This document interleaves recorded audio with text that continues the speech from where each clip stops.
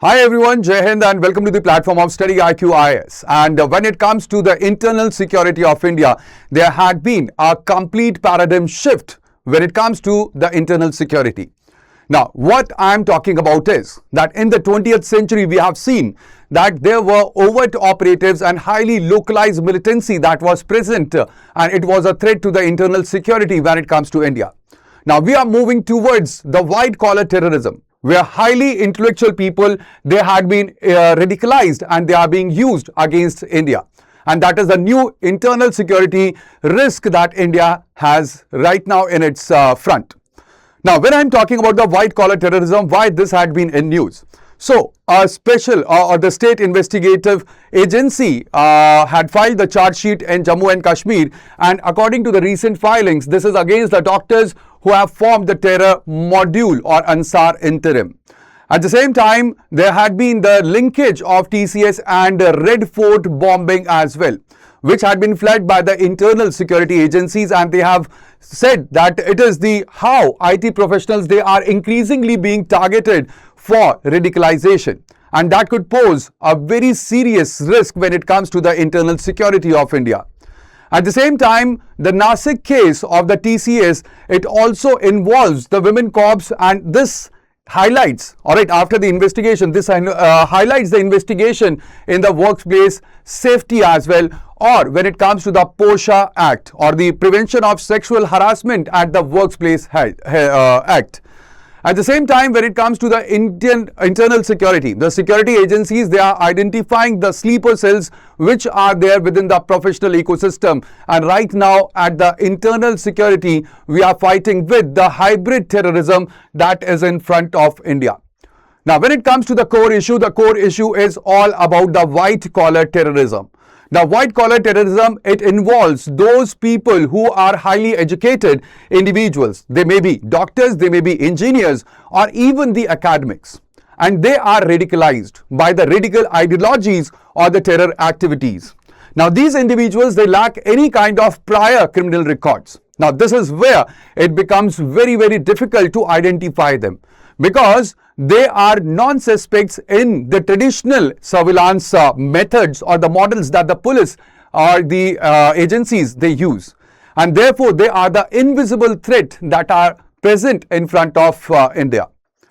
The recruits who maintain their daily professional life, they are the ones, they are, employed as engineers, they are employed as the doctors, and they are maintaining their daily life operations, their professional life, they maintain it very religiously. At the same time, they operate with the clandestine cells as well. Like, for example, we had the example of Ansar interim in our present. Now, when it comes to both of the modules, we have two modules. One is the medical module, where we have seen doctors which had been radicalized, and another one is the IT syndicate. So, how they used to function and what all things were their end goals, and as well as what all digital OPSEC they have used. So, when it comes to the medical module, here we had the doctors which were involved in a medical module, and their end goal was mass casualty. And that is through the kinetic attacks or through the suicide bombings. And over here, they had the leverage of having the laboratory access, and also they had the chemistry knowledge so that they can manufacture the explosives. At the same time, they have used the ideological peers and the frustrated youth, and they have recruited them to their module. They have used even ghost SIMs and remote handlers, and they encrypted apps through which their communication was nearly impossible for the internal agencies to crack down. At the same time, when it comes to the IT syndicate or the TCS module that we have seen, over here we have the corporate IT and the HR managers. So now over here, when it comes to the end goal that they had, so they had the end goal of the ideological subversion, and also they had targeted with the forced conversion of the employees that has been alleged over here. When it comes to the leverage that they had, so of course one of them was HR, there were team leaders, so they utilized the job security, the performance reviews and the HR compliance to pressurize the employees, and then moving forward with their end games. All right, and they had targeted the financially weak, emotionally vulnerable junior subordinates, and they used a dedicated enclosed or closed WhatsApp groups so that they would be shielded from any kind of illicit directives that are there. Now, when it comes to the medical module, so what had happened when it comes to the Delhi bomb blast case or the Ansari interim? So it was in 2022 April that what had happened was doctors Muzammil Ghani as well as Adil Rada, Umar Nabi, they have formed Ansar interim at the Eidgah in Srinagar. They wanted to revive a terror outfit that is linked to Al-Qaeda. At the same time, they had posted the Jaish-e-Mohammed posters in Nagaon so that they can exploit Jaish-e-Mohammed's notoriety, as well as they aimed to mislead the intelligence agencies while covertly they were building their terror outfit. Now, over here, that was where they were misread or misled, and ultimately this is what that led to their identification as well, the poster that they had pasted. Over here, Dr. Umar Nabi, he had sourced NPK, that is potassium nitrate, from Sohna and Nu and from the chemical shops that were there in Faridabad. And they used the facility that was provided to them at Al Falah University so that they could synthesize highly volatile triacetone triperoxide. This is again a highly volatile compound that was synthesized by them, and that would have been used in the massive bombings that they had planned. Ultimately, what had happened was that there was premature vehicle-based IED explosion outside the Red Fort by Dr. Umar Nabi after he had panicked over the police arrests that were made in Srinagar, and he had a fear that now his module will be exposed. At the same time, when it comes to the TCS, so what has happened and this TCS in Nashik office? So HR manager Nida Khan, she had utilized the onboarding and training session to financially and emotionally profile the new female victims. Over here, the team leaders, that is Tausif Atta, Raza Memon and Danish Sheikh, they weaponized the daily workflows, creating a hostile environment for the non-compliant employees. And ultimately, they have forced from 18 to 25 years old recruits into performing namaz, consuming beef and enduring the sexual harassment as well, and removing the Hindu idols from their own homes under the threat that they will be terminated from the job. Also, there is a link to Malaysia as well. Intelligence is right now probing that there was or there is the indication that communication was made with the Malaysian entities regarding the potential trafficking as well. So that is where the investigation is moving ahead right now.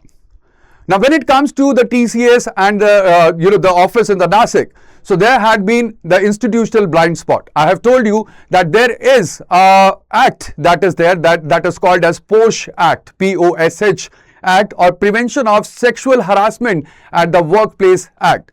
Now, when it comes to the POSH failure between 2021 to 2024, the victims, they had repeatedly lodged verbal complaints regarding molestation, regarding coercion to the company's head officer. However, the HR representative who was tasked with the enforcing regulation was a key architect of the complete syndicate, Nida Khan.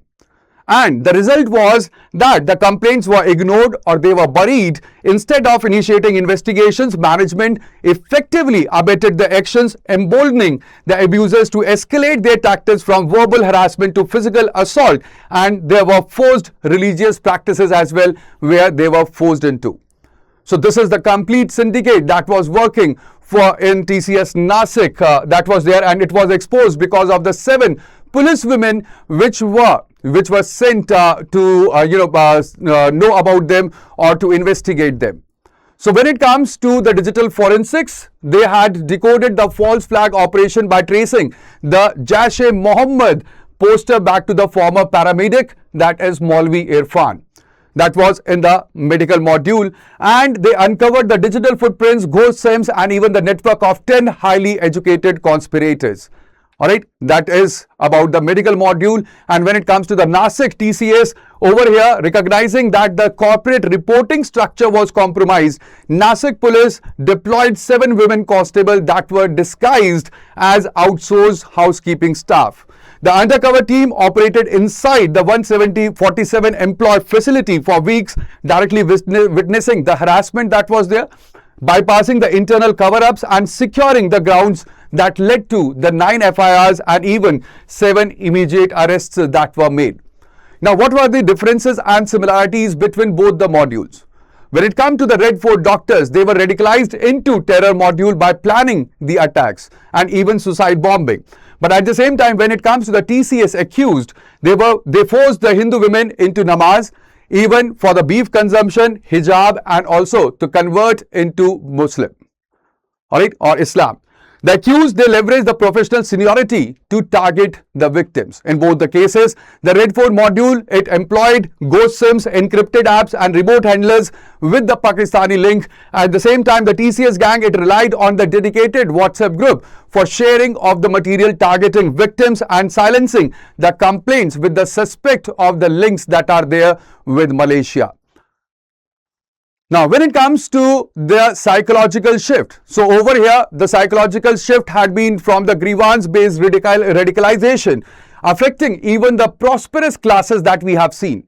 The prosperous classes, the educated classes, the highly intellectual classes, because earlier what used to happen was that the terror module used to only employ or target the vulnerable section or the poor section. But now they are radicalizing the highly educated class that we are seeing.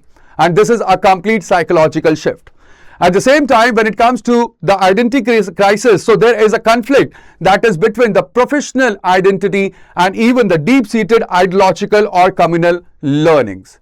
And this is completely in their cognitive dissonance, because if we talk about it, so over here it is very important to understand, all right, that how we have highly rational minds, where we have the scientists, we have the doctors, we have the engineers. So they are highly educated, they are highly rationalized mind. How the rational mind, it can rationalize the irrational violence. So this is where we have the cognitive dissonance as well. At the same time, this complete module is also very pertinent to the threat to the internal security, because they are the self-funded modules.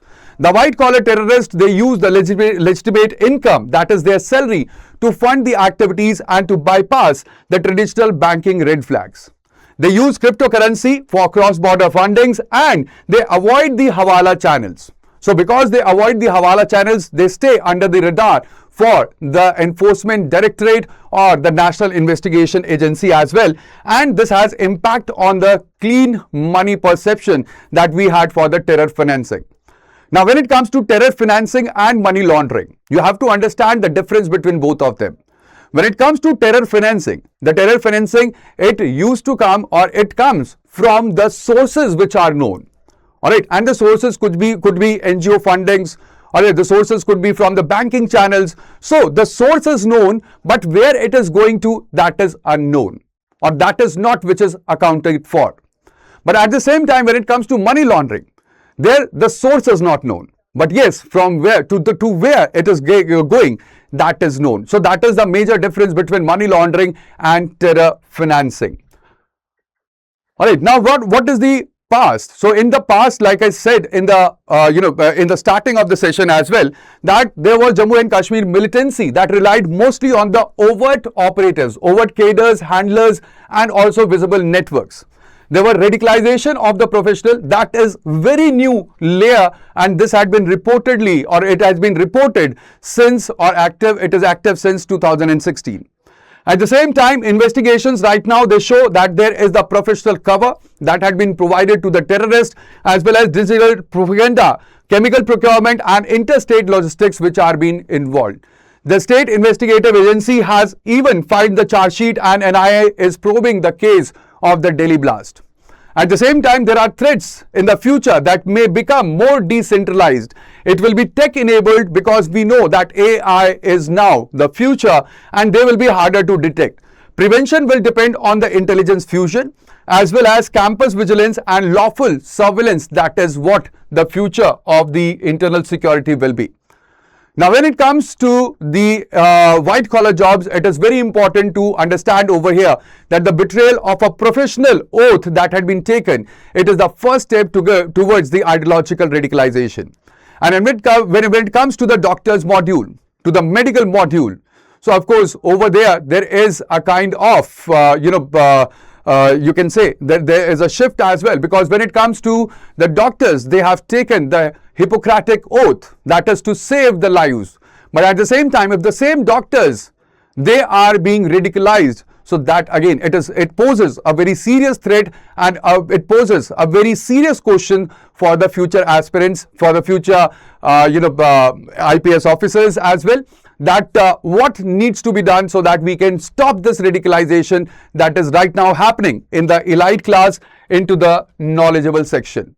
So that would be all in today's session. Thank you very much, guys, for joining me over here. That will be all. And if you are preparing for the civil services for 2027 or 28, what you can do is you can enroll into our courses. The course will start from 27th of the April, and you can use the code that is BRS Live for the maximum discount. Thank you. Bye-bye. Take care and Jai Hind.